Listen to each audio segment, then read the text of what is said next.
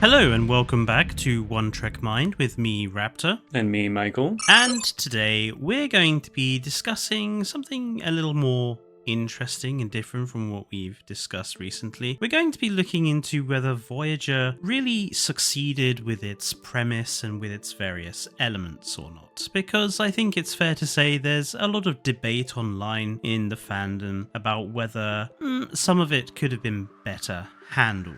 Just before we get going, I also know that it's taken a while for this video to come out, but that's because there's been a few problems. I screwed up recording it last time, and we've just generally been really busy and stuff. I've been very sick. Yes, Michael's not been very well either, so yeah, we do apologize for that delay. But yeah, let's get into it. So Voyager's premise, where would we like to start? Let's just start with the premise itself. A Starfleet crew separated from Starfleet and any known allies by an incredible vast distance, meaning that they cannot have any backup or any support the way a normal Starfleet crew would. Yep. And on top of that, you have a split crew, one part Starfleet, one part Maquis. So there's tension among the ranks. They're far away from home in a completely new environment with no assistance whatsoever, and they have an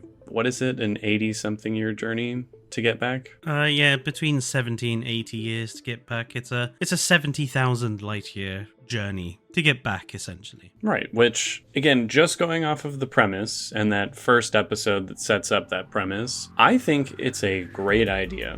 I think, in general, that makes for a very interesting show, just right off the bat. You have a lot of good potential conflicts and tension with other characters among the crew, what Starfleet would call a terrorist organization, working with the rest of Starfleet members. I think that's just ripe for storytelling. And on top of that, having no assistance or support whatsoever in such a foreign environment is, again, just ripe for good storytelling and tension. I'm sure some people might be able to at least understand that as well. Like if you've ever gone to a foreign country and you lose your phone or your wallet and all of a sudden your resources are gone and you're in this completely foreign place and you need to navigate that. It's a scary feeling not knowing what to do in that scenario. So I think their premise for the show is very, very good. Yeah, it's a very different premise to anything that we've seen in Star Trek before. Even Deep Space Nine, yes, Captain Sisko, or Commander as he started out, was still a little far away from Federation help if he really desperately needed it. He was still surrounded by, a friendly government nearby, the Bajorans, and he still had resources that he could pull upon. And Captain Picard had personally the easiest job out of all of them because, he was still in Federation territory for most of his captaincy. So Janeway is in a very unique position amongst Starfleet crews. In a way, it reminds me a bit of Captain Archer. She's in a similar situation, totally unknown what is out there, totally unclear whether the starship can handle it, and relatively on her own, a bit like Captain Archer was at the beginning of Enterprise. Yeah, even then though, with Archer, they couldn't necessarily count on the Vulcans helping, but at least that was an option for them. It's hey, we could at least ask. Whether they're gonna help or not is a bit iffy, but he had that minor resource to pull from, whereas Janeway has nothing. Any allied relationships are going to have to be made in the moment while they're out there. It's not like there is any pre-existing help that can be sought out. The premise is a good premise for a Star Trek show, I think, is the general gist.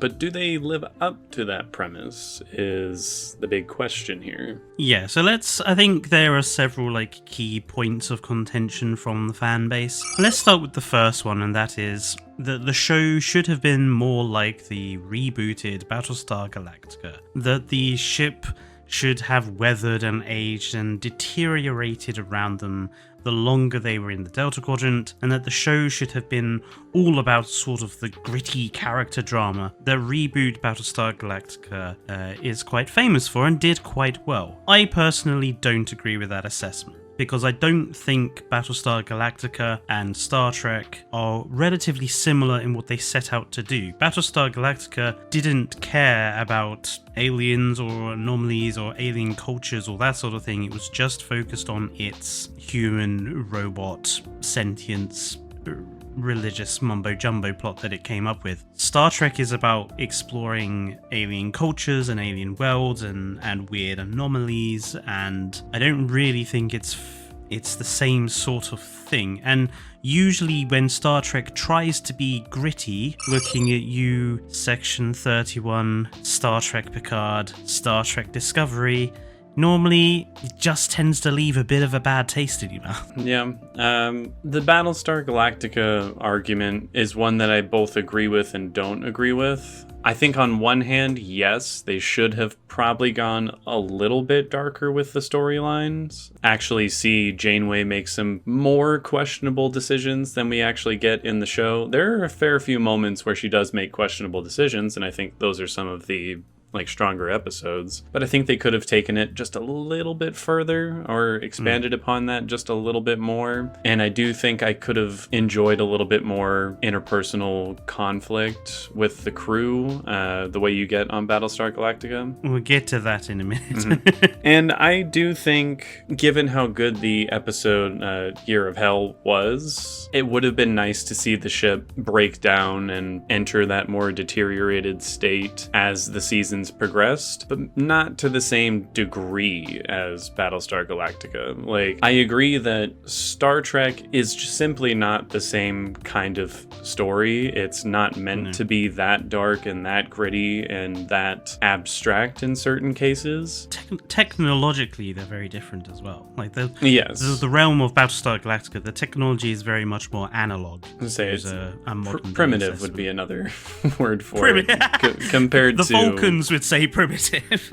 compared to Star Trek anyways. So yeah, I wouldn't want to see it go too far with those things, because then it just, to me, wouldn't feel like Star Trek anymore. I think they would kind of lose sight of the point of of Star Trek as a franchise. But I do think they could have taken it further than they did. So I understand why people make that argument, but I also don't agree that it should have been just like that. No. I think some similarities would have been nice, but again, it's a slippery slope, how far you're willing to take that, which, as you said, Picard, Discovery in particular, I think really showcased, if you take that too far, you just lose your audience, altogether. I think it's worth pointing out as well that Voyager and Battlestar Galactica's reboot were made at very different times.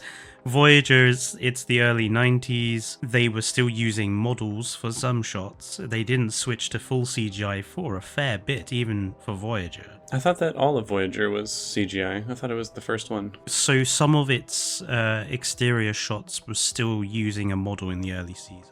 Oh, okay. And then they switched to a full CGI model for everything after. And then, whereas Battlestar Galactica came out post War on Terror, 9/11, post CGI basically being de facto for sci-fi shows, it's a very different production landscape, I feel, if you look at the two different eras. It's true. I feel like I agree. It's a different audience for a different time, because when you get to Star Trek Enterprise, or just Enterprise, you do get that post 9/11 darker, grittier storyline when they do the Xindi arc. Yeah, season 3 of Enterprise is basically Battlestar Galactica Star Trek stuff. Yeah, exactly. So had they done something like that during Voyager's time, I think it would have just been a step too far for audiences to really get their heads around. Again, I still think they could have taken it a little further than they did, but had they gone full Xindi arc for the entirety of the show and nothing but that, I just don't think it would have worked. It would have, I think it really would have alienated the audience too much, especially when the show is already kind of battling certain other aspects about it that were a bit forward thinking for its time. Again, it was the first female captain, which people instinctively were against from the get-go, and it took a while for people to kind of come around to that. For them to have it be a completely different tone to other Star Trek on top of that, it just would have gone poorly, as evidenced by Discovery, where people were instantly against it because it's a female black captain and it's just too progressive for people. And then on top of that, they made it really dark and gritty and way different in tone than the other Star Treks, and it just didn't work for a majority of audiences. So the next, suppose connected to this, is the marquee Starfleet crew aspect. Something that the show gets criticized quite a bit on is that the marquee crew basically fall in line too easily, and that it kind of also is connected to Chakotay's character basically not really being much of a character as a result. I do think there is some argument to be said that the Marquee crew definitely became just normal Starfleet officers too easily. I mean, even though the first and second season do have episodes about issues between the Marquee and Starfleet crews, it never really gets to the level of like serious problem. And I think that's a missed opportunity, because the Marquee are one of Star Trek's more interesting inventions, because they are, depending on what side of the argument you look at it, they're either rebels or terrorists. And given current day goings on, Ukraine and Russia and Israel and Palestine, it's a very, present day discussion. One man's terrorist is another man's freedom fighter. And I feel the opportunity was missed in Voyager to really get into why certain characters, Chakotay, B'Elanna, etc., joined the Marquee, what they got out of the Marquee, and how difficult it was for them to integrate. I mean, Chakotay basically puts on the uniform and seems to switch almost instantly. By the second episode, he's just like, he's basically Janeway's right-hand man. Yeah, this is the bit of criticism that I wholeheartedly agree with. I find the most disappointing aspect of the show to be that there's next to no conflict between these two sides of the crew, when there should realistically be a lot of conflict. Like, the Maquis are adamantly opposed to Starfleet. So for them to just kind of fall in line after at most 3 or 4 episodes of like any visible conflict being shown within the first season, and then after that it's just never brought up again, it's just how it goes, I think that's a really big missed opportunity and could have made for some really interesting character dynamics. Like, they could have kept Chakotay as a first officer, but a first officer that is, at least for a good portion of the show, not falling in line with what the captain wants, and having there be a lot of conflict between the two, which could have been very interesting. They also missed out on the opportunities to explain any of their motivations, like you said. Like, why did B'Elanna join the Maquis? Why did Chakotay join the Maquis? I feel like at most they give you a very vague, broad spectrum kind of answer to those questions, just like, oh, well, what they were doing was wrong. I'm like, and? Like, is there not more to it than that? Like, there's so many personal reasons that a character might have for joining the Maquis, and they just never get into that kind of stuff. And it would have made Chakotay in particular a far more interesting character, who really is kind of just a nothing character. Like, the most character growth we get with him are some rather racist stereotypical, perhaps. I mean, again, the person they had as their consultant wasn't even Native American himself and didn't really know what he was talking about. So I would say racist, personally. Like, they made some very broad generalizations of how they depicted Native American culture that were not accurate in some pretty big ways. So that's kind of all you know about his character. And I think that's a real shame, when you could have had some interesting representation there, as well as a very interesting character in his own right, and they just never really do anything with it. The most they really give him is this romance with Seven of Nine and Seska, and in the case of Seven of Nine, it is weird and doesn't make any sense, in my opinion. And with Seska, it's also intensely weird. It's intensely weird, a little bit on the sexual assault side of things. Yes. And I would argue it's interesting. I actually liked a lot of the Seska stuff, just because it was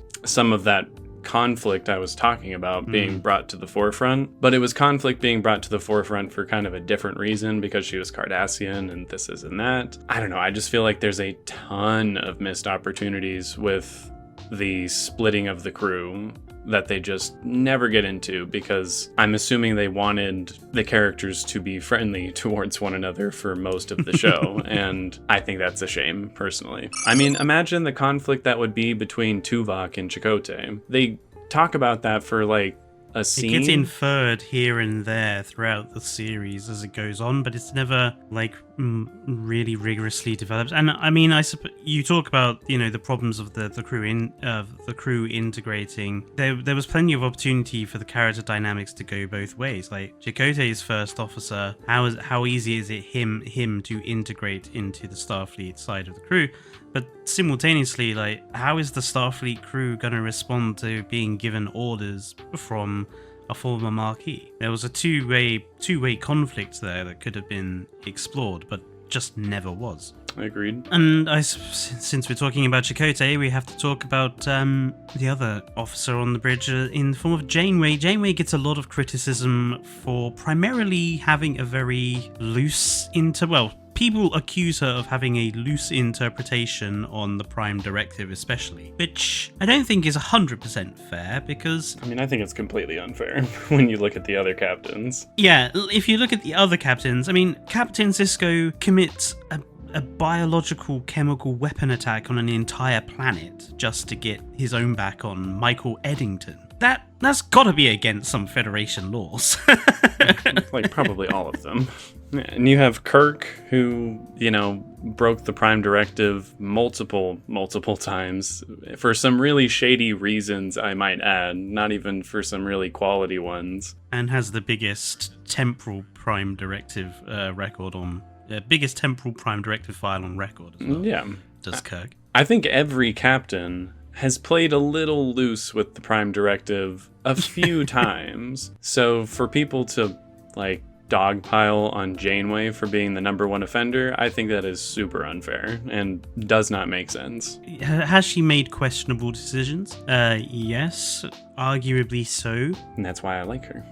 But yes, it's a flawed character. You can't have a character that's perfect all of the time. I mean, that was why the writers hated writing under Roddenberry. Like, the fact is, to have good character drama, you have to have conflict, and you can't just have characters be perfect and lovey-dovey all of the time. Otherwise, you just end up with boring people. And you also completely miss character arcs. Like, how does a character grow from point A to point B? Which, on Voyager, I think they had several characters who had some very good arcs. Obviously, there's characters that got left to the sideline, but still. I mean, Janeway herself is a very different character by the end of the show than she was at the start. She started out as the very stern, very Starfleet-orientated, very almost aloof in some regards captain, and she became more of a motherly figure to the ship in the end. Mm-hmm. A lot closer to her crew and a lot more willing to bend the rules when necessity called for it. She does go through an arc, she does change. Yes, she does things that are questionable. Tuvix gets raised a lot, although both me and Michael agree that Janeway was right. She did the objectively most right of two very bad options. Yeah, we've decided we are going to make a video on that at some point, just to like really delve deep, but Janeway was right. Fight me on it. I will die by that opinion that Janeway made the right call there. And then obviously Species 8472 in the alliance with the Borg comes up too. We'll talk more about the Borg in a minute, but I think a lot of these bits where people say, oh, Janeway acted not in the way a Starfleet captain would, or didn't do the right thing. I mean, every single time though, it can be justified why she's acted in that way. Like, she allies with the Borg against Species 8472 because Species 8472 is a bigger threat to everybody than the Borg is. And the only way to stop Species 8472 is we need a bigger person to ally ourselves with. Which was one of the coolest episodes, in my opinion, was them teaming up with the Borg there. Like, it was interesting, it was unique, it was a really strong decision, I think, and I don't blame Janeway for making that call at all. So ultimately, I think Janeway gets too much hate from the fan base. But this brings us to the Borg. because the other thing the show gets accused of is using the Borg too much and making the Borg too weak.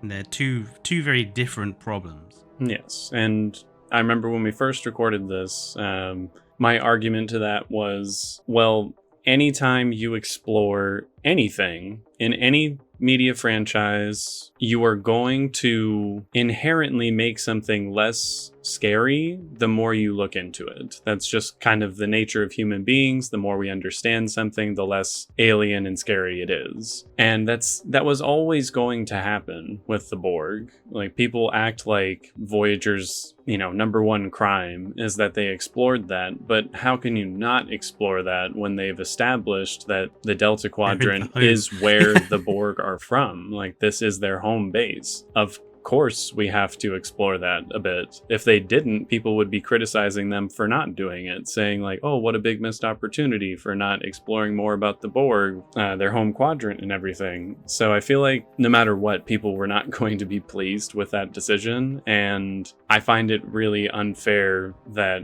people have that opinion, honestly, because again, there's nothing they could have done to make them start to lose that mysticism and fear factor the more they explore that race, and this was the prime opportunity to do it. So I really don't get that argument at all. Yeah, and it's a bit like saying the next generation shouldn't have explored the Klingon culture as much because it demystified a lot of the Klingon culture, or saying DS9 shouldn't have explored Ferengi culture or Bajoran culture or Cardassian culture. It's an ample opportunity to explore the Borg from a cult.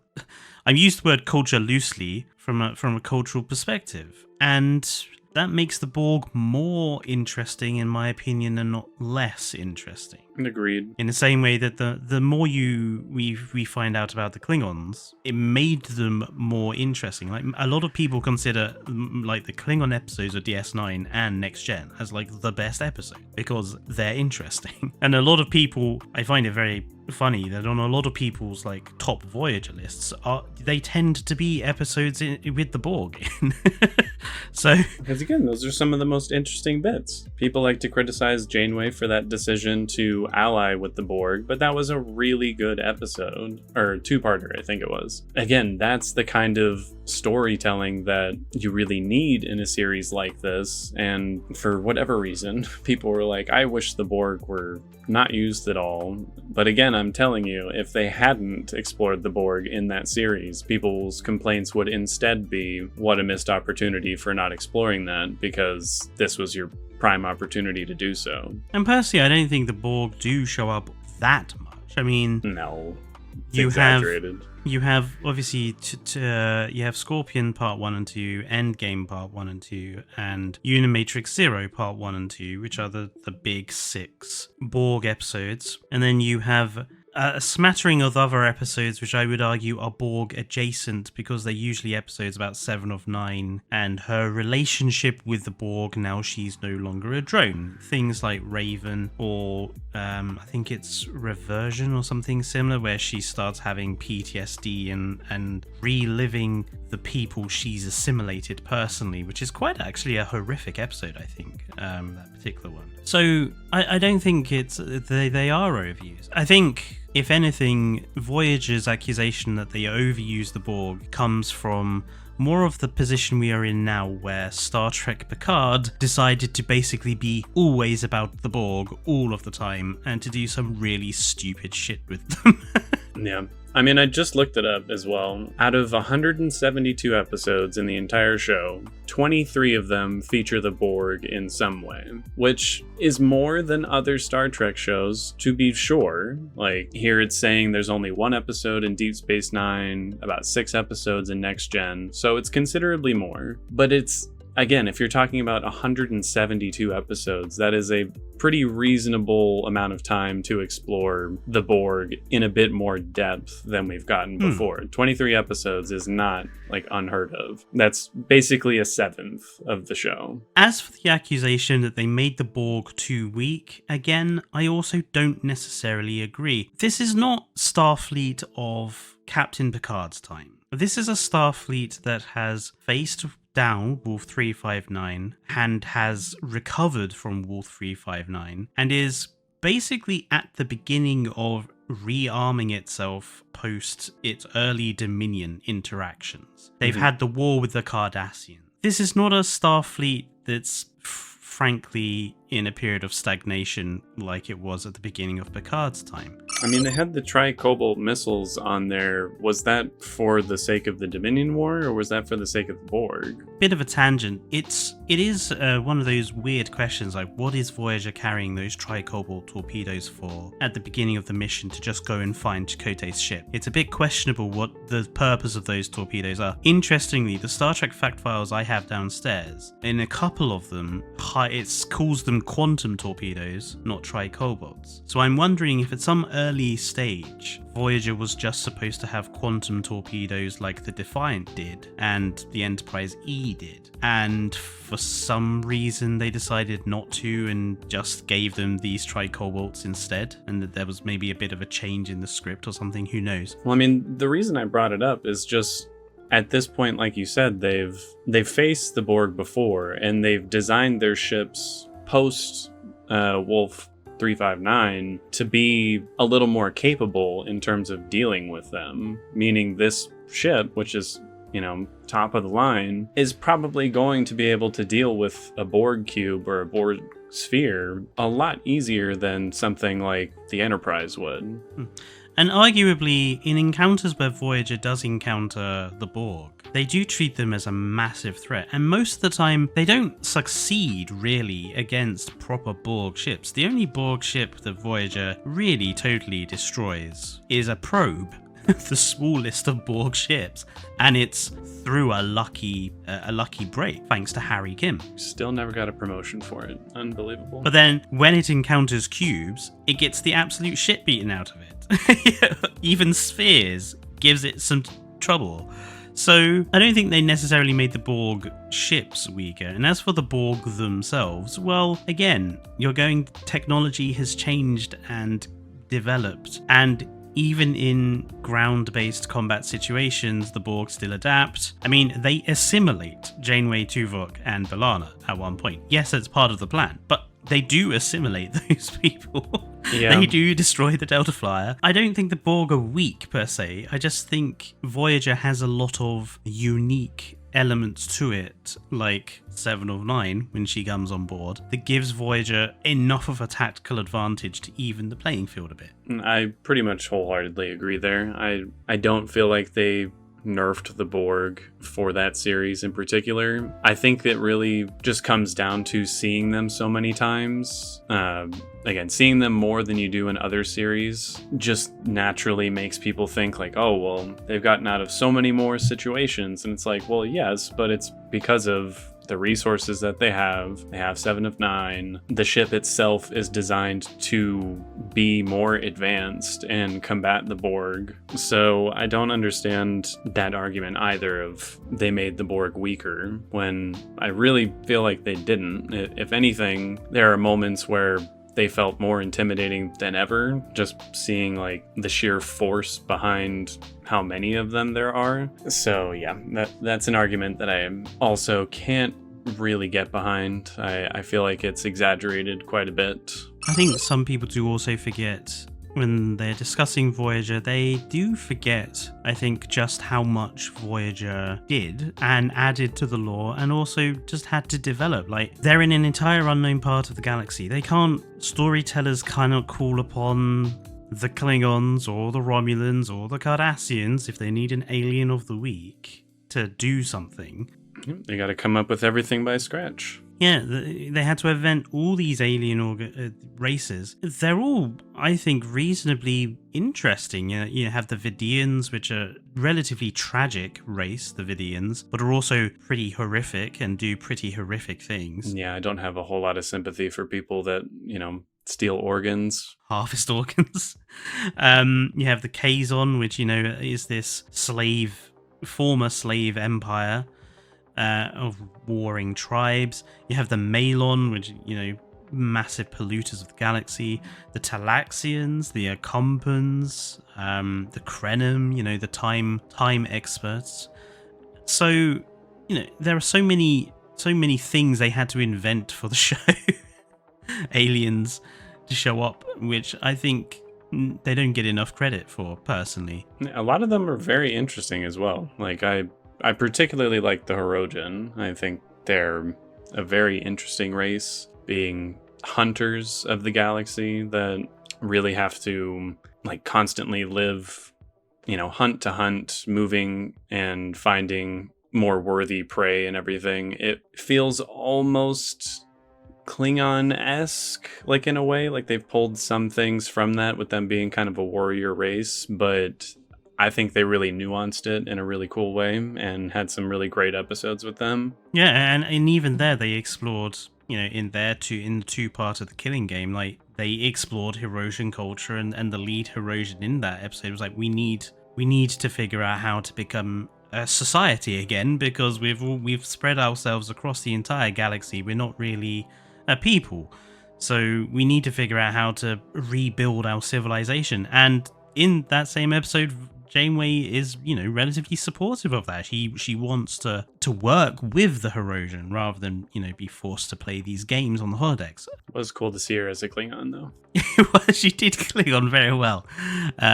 She did French Resistance as well quite nicely. It's one of my favorite episodes, actually, the Killing Game. And then you have all the added character arcs that the show did do. Yes, Harry Kim stayed ensign forever, and yes, Chakotay didn't really get very much to do. Tom and B'Elanna had their whole arc through the show of their burgeoning romance and becoming a couple. The Doctor and Seven of Nine had a great character arc and development and chemistry as basically two daters, essentially, on the ship. One learning to be an individual, and one learning to be both an individual and a human again. And some of their episodes were fantastic as well. And I think it's a real shame that they're the ones that didn't get together in that damn show. I felt the chemistry between those two so much more than with Chakotay, but whatever. So yeah, they did do some really great character stuff in there. I suppose whenever you have a show with an ensemble cast like that, inevitably some characters are going to end up less developed than others. It's how it goes. Well, like, you cannot get around it. If you gave every single character in an ensemble cast an equal amount of screen time, you would be shortchanging all of them by doing so. You quite simply have to prioritize certain characters over others. That's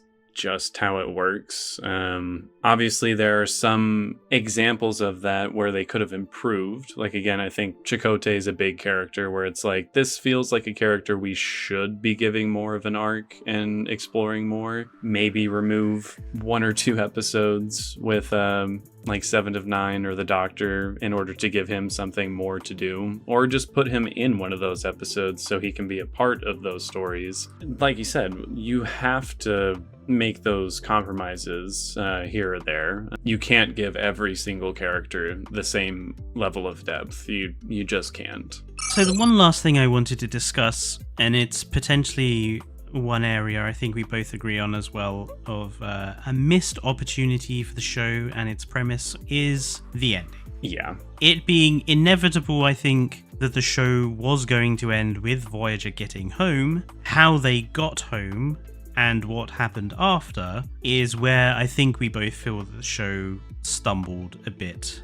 I remember when we first watched it, you were quite disappointed with how the show ended. As much as I liked Endgame, because it is this big climactic showdown with the Borg and them finally getting home, and you get to see Janeway have her, like, some of her most badass one-liners to the Queen and everything that I really, really loved. It just feels incomplete to me. Like, there are so many stories and characters that I wanted to see, like, what happened to them when they finally got home. They had been presumed dead for a long portion of it, and only pretty recently were revealed to the rest of Starfleet that, hey, they actually are out there and they're on their way back. Like, what happens when Tuvok goes back to his family? And what happens when Janeway tries to reconnect with, was it her fiance or was it her husband? Well, her fiance that she had at the start of the show had already remarried. Right, but like, I want to see that conversation, where she concludes things with him, and what's going to happen to Janeway when Starfleet hears about all these questionable decisions that she's made. Is she going to be court-martialed? Like, how are they going to feel about that? How is she going to explain that? There's just so many things that they could have explored once they got home, and I think they really, really should have done that. At the very least, give me one more episode after Endgame to kind of wrap things up. I would argue more than one episode. I think ideally you're looking at least 3 to 5 episodes worth of material right there. But if they don't want to do that, at least give me that one last episode to conclude some of these character arcs and see where they end up now that they finally have made it home. 7 of 9 being a big character where it's like, where does she fit into things? She's a former Borg. She's not really a part of Starfleet. So where does she go? What does she do? And you just never find out until you get to Picard. And it's so very radically different. And that was one of my problems with Star Trek Picard, is that 7 of 9 is just so radically different. And there's this one line, I think, in season 1 where she's like, that Janeway couldn't help her. Or she says like that Janeway gave up on me, and I was like, yeah, and I'm like, excuse me? What? Yeah, that is not the Janeway we saw in Voyager. No, yeah, I'm like, Janeway would never, under like any circumstances, give up on any one of her crew. So I agree. I hated that bit of Picard. There's a lot of Picard that I truly did not like. But it's a real shame that I had to wait, like, well, I guess I didn't have to wait that long, but other people had to wait like 20, 25 years to find out what happened to some of these characters. I mean, there was a bunch of books and stuff that went into a lot of it, and it's a shame that none of those books have ever really been turned into shows or films. A bit like what they've done with Star Wars. They just decided to look at all these perfectly well-written stories and just not use any of them. I mean, yeah, they wanted to their own. They wanted to decanonize a lot of the books and everything and go with their own stories, which I think is fine. Like, the books are great supplemental material, but ultimately are not like official canon until a show or a movie decides that it is. And if you have another idea that you think is great, go for it. I just think in the cases of like Picard and a lot of new Star Trek, the places they decided to take them were not great. I'm like, you really probably should have just followed what happened in the books. That was a lot better. Yeah, I feel like that finale just felt unsatisfying because there are so many unanswered questions and ways they could have taken the story. Like, I get it. The premise of the show is how do we get home, not what happens when we get home. But since they did get home, like, all you've done now is create a million questions for me, and then you just leave me and you say that's it, that's the end of it, and it just felt wildly unsatisfying to me. We would like to hear what you guys think about Voyager and its premise, and where it failed and where it may have not failed. Let us know down in the comments. Like I say, we are sorry this has taken a rather long time to get out, but we are going to be we've spoken about it earlier. We're going to be recording a lot more episodes when we can record them, so that there's always going to be something coming out, and I'm going to maybe make some videos on my own as well, just to help with that. But yeah, let us know down in the comments what you think. If you are new to the channel, please consider subscribing and joining us on our journey to grow the channel, and yeah, I suppose we will see you in the next video. But apart from that, it's goodbye from me. And goodbye from me.